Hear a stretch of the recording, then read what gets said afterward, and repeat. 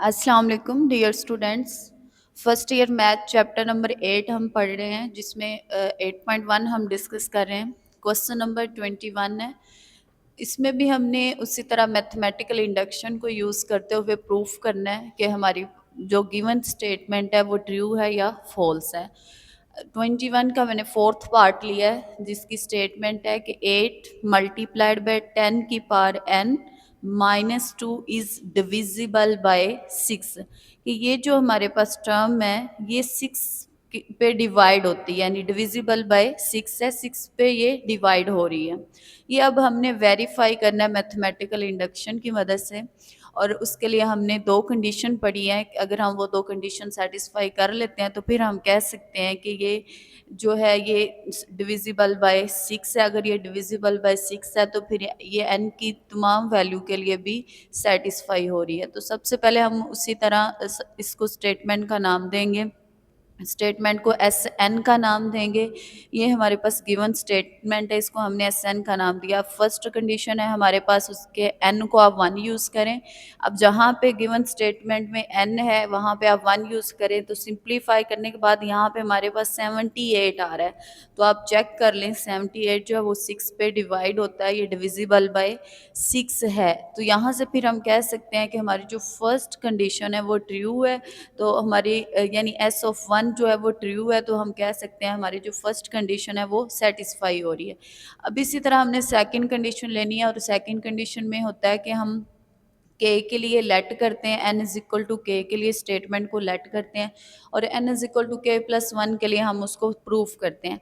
अब सबसे पहले हमें चेक करना होगा कि यहाँ पे के लिए हमारी स्टेटमेंट क्या बन रही है। तो जहाँ पे हमारे पास गिवन स्टेटमेंट में एन है वहाँ पे हम के यूज़ करेंगे।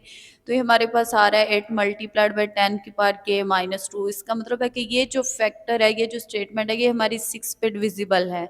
अब अगर हम इसको के प्लस, हमें चेक करना है क्या ये के प्लस 1 के लिए भी डिविजिबल बाय 6 है या नहीं। तो जहाँ पे गिवन स्टेटमेंट में n है वहाँ पे आप के प्लस 1 यूज़ करें।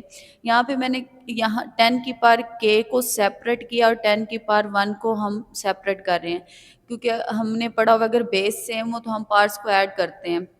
तो इसी तरह हम उनको सेपरेट भी कर सकते हैं। तो 10 की पावर के सेपरेट कर लिए, 10 की पावर 1 सेपरेट कर लिए। अब यहाँ पे हमें कुछ ना कुछ ऐसा करना होगा जिस ताकि हमारे पास जो है या तो ये स्टेटमेंट बन जाए, क्योंकि हमने लेट की हुई है कि ये जो स्टेटमेंट है ये डिविजिबल बाय 6 है, n इज इक्वल टू के के लिए ये डिविजिबल बाय 6 है। तो या तो हम ये बना लें या फिर हमारे पास कोई मल्टीपल ऑफ 6 आ जाए।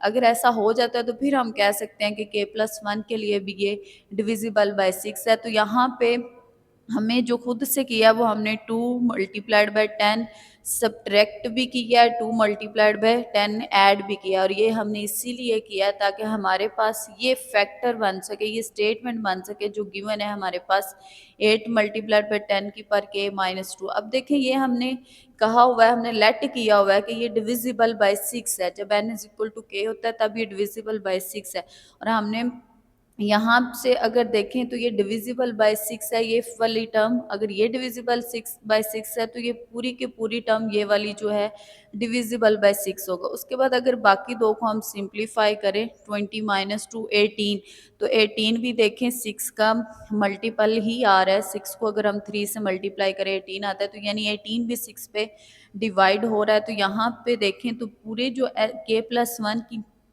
पूरी टर्म है वो सारी की सारी 6 पे डिविजिबल है। तो यहाँ से हम कह सकते हैं कि एस ऑफ के प्लस 1 जो है वो डिविजिबल बाय 6 है।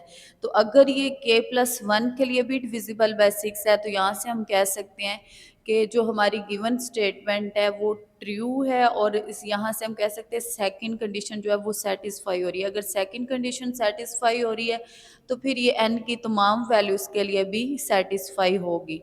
क्वेश्चन के लास्ट में हम उसी तरह स्टेटमेंट दे देंगे कि S of K plus 1 is true if S of K is true, so condition 2 is satisfied and S N is true for all positive integer N, यानी ये एन की तमाम वैल्यूज़ के लिए भी सेटिस्फाई हो रही है। अब इसके बाद नेक्स्ट क्वेश्चन नंबर 27 है। 27 की स्टेटमेंट है कि x plus y is a factor of x की power 2n -1 plus y power 2n -1।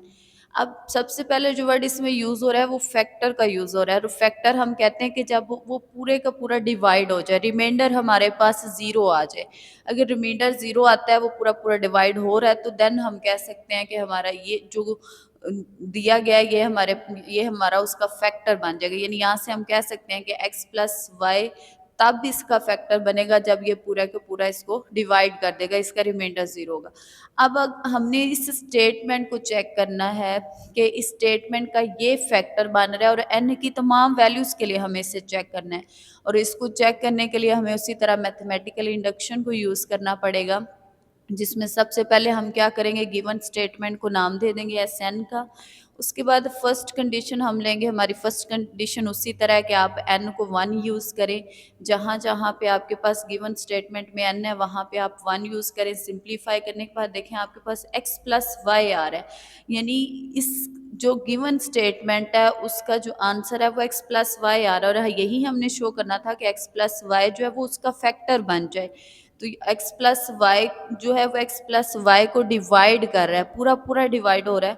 तो यहाँ से हम कह सकते हैं x plus y is a factor of S of one, यानी ये फर्स्ट कंडीशन का फैक्टर बन रहा है। ये उसको पूरा का पूरा उसके आंसर को, जो हमारे पास गिवन स्टेटमेंट है, जब हमने एन को वन यूज़ किया तो उसका जो आंसर आ रहा है उसको एक्स प्लस वाई पूरे का पूरा डिवाइड कर रहा है। तो यहाँ से फिर हम कह सकते हैं कि ये उसका फैक्टर बन रहा है। अब इसी तरह हमने इसकी सेकंड कंडीशन चेक करनी है। सेकंड कंडीशन के उसी तरह आप पहले एन इज इक्वल टू के लिए लेट करेंगे, और फिर एन इज इक्वल टू के प्लस वन के लिए प्रूफ कर देंगे। तो पहले आप देखें कि एन इज इक्वल टू के लिए आपकी क्या स्टेटमेंट बन रही है। जहाँ पे आपके पास एन है वहाँ पे के यूज़ करें। तो यानी ये जो है ये स्टेटमेंट हमने लेट की हुई, हम कह रहे हैं कि ये जो स्टेटमेंट है टू की पावर टू के माइनस वन प्लस वाई की पावर टू के माइनस वन, इस इसका जो फैक्टर है वो एक्स प्लस वाई है। यानी x plus y is a factor of this statement, वो इसका फैक्टर है। अगर इसका फैक्टर है तो अब हमने जो प्रूफ करना है वो ये है कि एक्स एस इंटू के प्लस वन का भी ये फैक्टर बन जाए, एक्स प्लस वाई जो है वो के प्लस वन के लिए भी फैक्टर बन जाए। तो उसके लिए हमें जहाँ पे गिवन स्टेटमेंट में एन है वहाँ पे के प्लस वन यूज़ करेंगे। तो यहाँ पे सिंप्लीफाई करने के बाद ये आपके पास आ रहा है टू के प्लस टू माइनस वन, इसी तरह टू के प्लस टू माइनस वन।